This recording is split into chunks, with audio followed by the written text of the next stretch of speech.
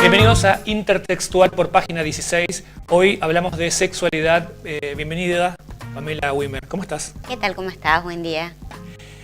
Contanos, Pamela, hoy los medios están totalmente erotizados, por decirlo así, la televisión, las redes, el cine. Sin embargo, nos cuesta como sociedad hablar de sexualidad. ¿Por qué pasa esto? ¿Por qué pasa esto? A ver, yo creo que... atendiendo a tu primer pregunta, siempre hablar de sexo va a ser un tema tabú. ¿Sí? Que desde la masa se baja con otra fuerza.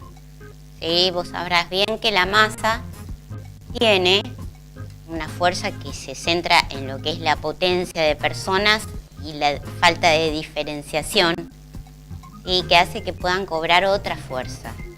Entonces hacemos como si esto es todo legal y somos todos muy abiertos, ¿sí? Pero volvemos a nuestras casas, en el vos y yo, y en general empezamos a atrasar, empezamos a volver a estructuras anteriores, empezamos a volver a lugares de los que nunca nos movimos, ¿no? A la palabra prohibida, a esto háblalo con tu mamá, háblalo con tu papá, que te lo explique la escuela, que te lo explique el médico, que te lo explique no sé quién.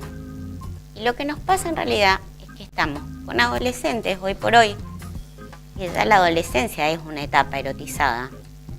Estamos con adolescentes hipererotizados porque no hay forma de zafarse de esto, donde la gran charla y el grueso de la educación sexual lo da Internet.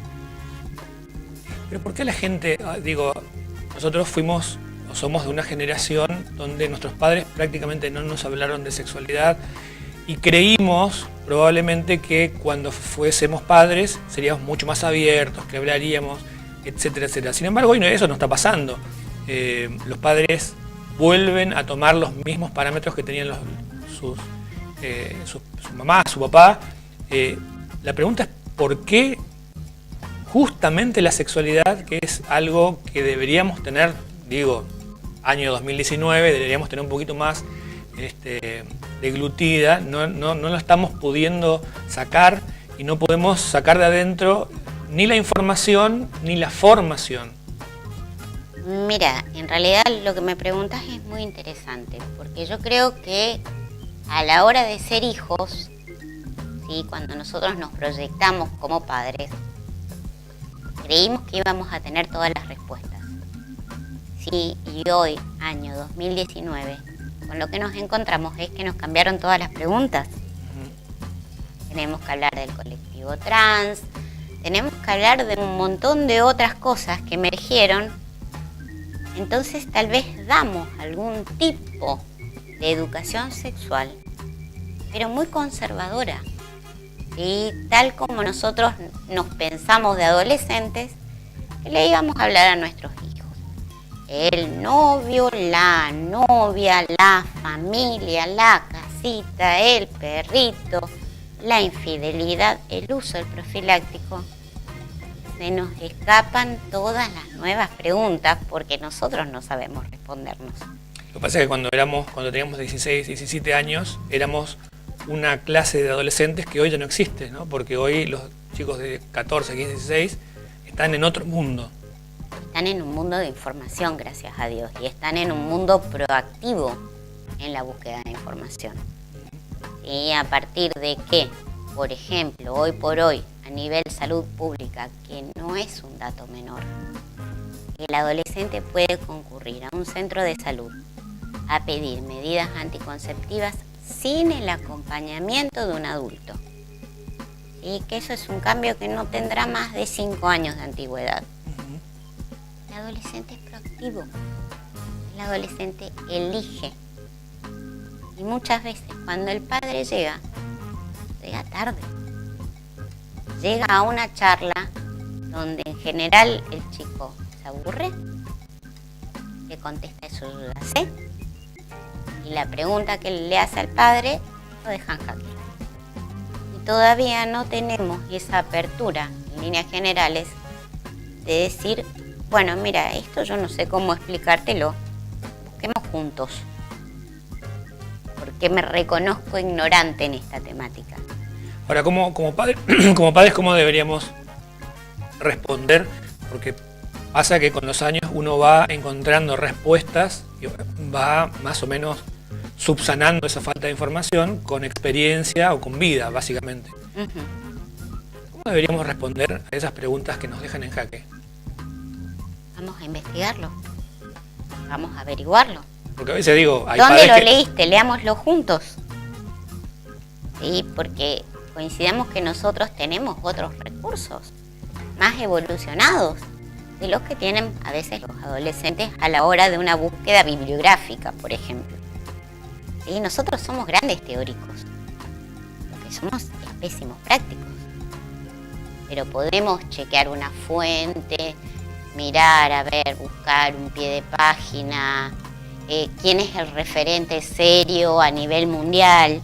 Bueno, mira, busquemos acá, esta página es buena. Así que acá te metiste en una página que es dudosa.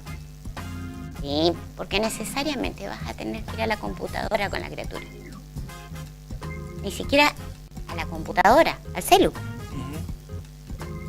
Pero sentate y lee lo que él está leyendo. Bueno, es bastante clarificante lo que estás diciendo, porque por lo general creemos que sabemos todo, que por ahí tenemos miedo de hablarlo, pero que realmente podemos buscar con los hijos esta suerte de información que están necesitando y nosotros nos hacemos los tontos y decimos, bueno, después lo hablamos y no lo hablamos nunca. A ver, imagínate vos, ¿no? Yo creo que somos todos de una generación donde habían ciertas cosas que estaban puestas como normales, que hoy tal vez no las vemos tan normales. Qué bueno poder contar con el compinchismo de tu viejo. Y que no lo hace menos padre. Y porque no te quita el rol de autoridad. Tampoco lo hace más amigo. No. Pero qué bueno cuando necesitas saber de esto. Decirle, viejo, ¿me lo explicás? Lo buscamos, no lo sé hacer. Tengo este problema. ¿Qué hago? Y cosa que nosotros hacíamos en otras millones de esferas de la vida,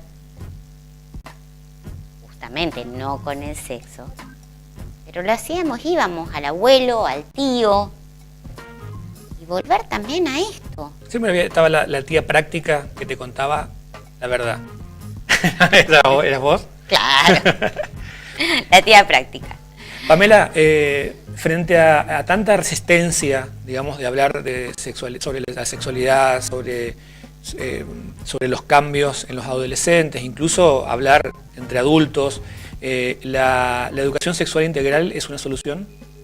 Sí, por supuesto que sí, es el inicio de una solución. Es el inicio de una solución entendiendo que la educación sexual integral se da en el colegio. Y el colegio no es el responsable de la educación. Y en realidad la educación sexual integral lo que hace es poner un conocimiento primario en los chicos, cuando en realidad tendría que estar visto también desde los padres. Si no está acompañada desde la casa, muy linda la educación sexual integral, pero no tenemos con qué sustentarla. Y no tenemos con qué sustentarla si yo salgo de la clase de educación sexual integral, me miran y me dicen, bueno, vos igualmente ni estudies. No estudies porque vos te vas a tener que quedar en casa, ser ama de casa, fíjate cómo mamá cocina y aprende.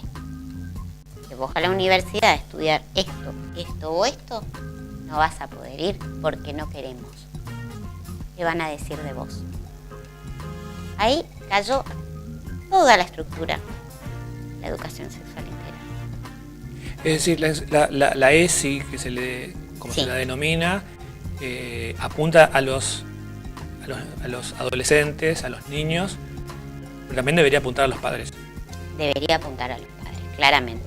Claramente, porque si el discurso es el contrario. En realidad podemos conseguir varias cosas. Una de ellas es que nuestros hijos se distancien de nosotros y no nos cuenten nunca más nada. Eso está pasando. Sí, porque somos unos arcaicos.